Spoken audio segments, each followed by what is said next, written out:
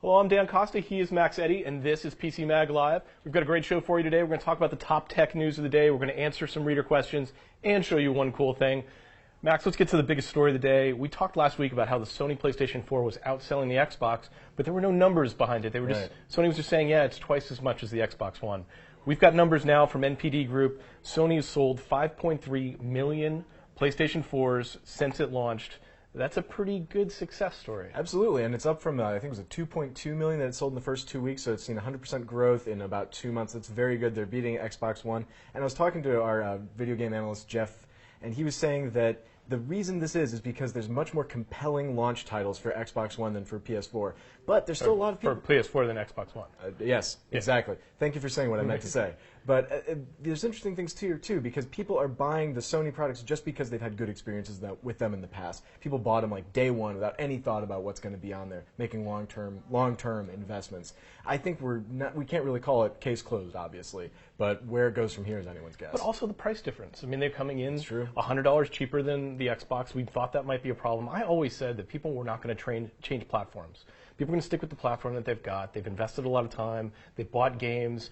That whole legacy is going away. You're going to have to buy new games, but I think people are going to stick with the platform that they started with. And don't forget that on February 22nd, this system will be launching in Japan, which could be a total difference. Indeed.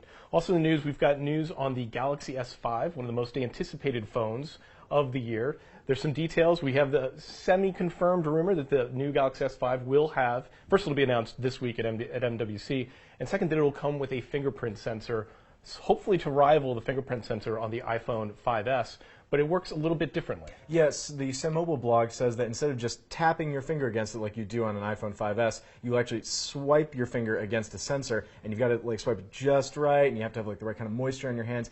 To me, it sounds an awful lot like that fingerprint sensor on your laptop that you don't use because it's a huge pain. If it works just like that fingerprint sensor that we've had on laptops forever, this product will not succeed. And there's a good chance that it might not be fantastic. Samsung sort of has a reputation for just taking a million ideas, throwing them at the wall, and seeing if it sticks. Like that. What is the thing where it always stays on when you look at it? Who uses that? They've been very successful with that strategy, but I think it points out this need. I like the idea of a fingerprint sensor on your phone because we need that authentication to log into not only your phone but all of your online services. And that's what Apple did not include. They allowed it to access your phone quicker. It's not really more secure in that way because you can just use a PIN code to get in. It just makes for faster access and some level of security. But you could also authenticate purchases.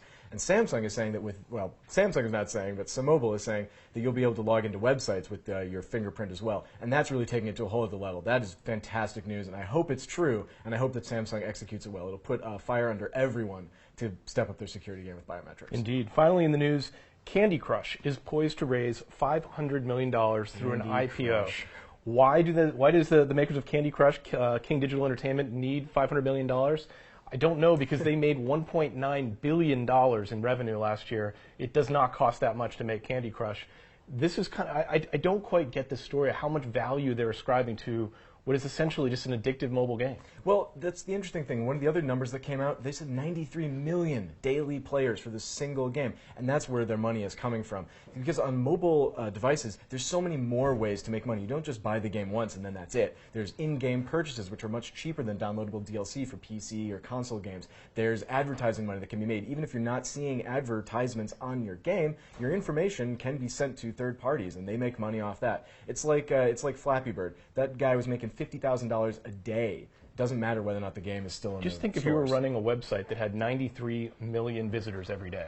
That would be a pretty successful website. That's a pretty valuable audience. I wish PCMag.com had that kind of audience. We have twice that audience. Just around there. The exact numbers have not been confirmed yet. But anyway, so I'm sure we'll be hearing more about those numbers when the IPO actually goes through. Let's move on to a reader question now.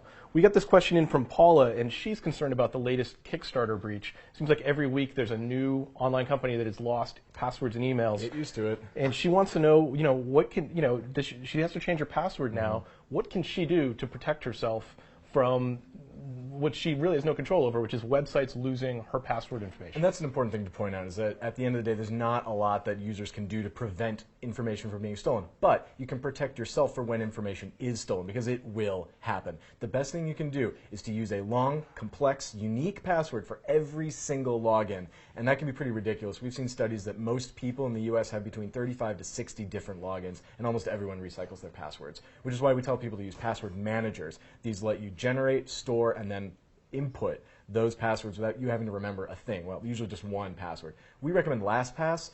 It's $1 a month if you want to use it on a mobile phone, but it's free if you just want to use it on as many computers as you like. It's a great piece of software. We've been really happy working with them. Yeah, I've been using it for years, and it basically frees you from having to know your passwords. Like, you can't remember all of your passwords. No. You will not be able to, and if you can remember all your passwords, they're not strong passwords. Yeah, you're doing it wrong at that point. But it's important to point out, too, that you can actually log in with Facebook to Kickstarter. And I was reading about this story earlier, and all they had to do is reset those authentication tokens, and those Facebook people are totally fine. That's another thing to consider. But then, of course, Facebook becomes your point of failure. So 6 of 1. Yeah, hopefully that's helpful, Paula. Let's move on to one cool thing.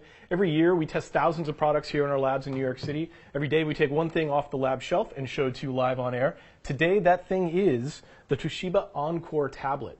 This is an 8-inch tablet that's running Windows 8.1, and the amazing thing that I think about it is that it is $329? $329. So this is a very, very affordable system, but you get full Windows for that. Yeah, it's not Windows RT. It's not a broken piece of crap. It's great.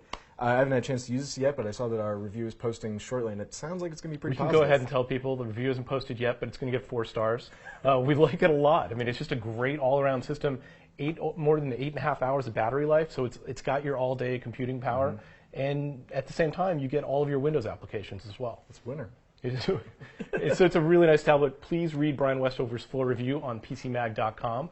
That's PCMag Live for today. Remember to leave us questions in the comments section on YouTube, on Facebook, and on Twitter. We will answer them live on air. Tune in tomorrow for a brand new episode. See you.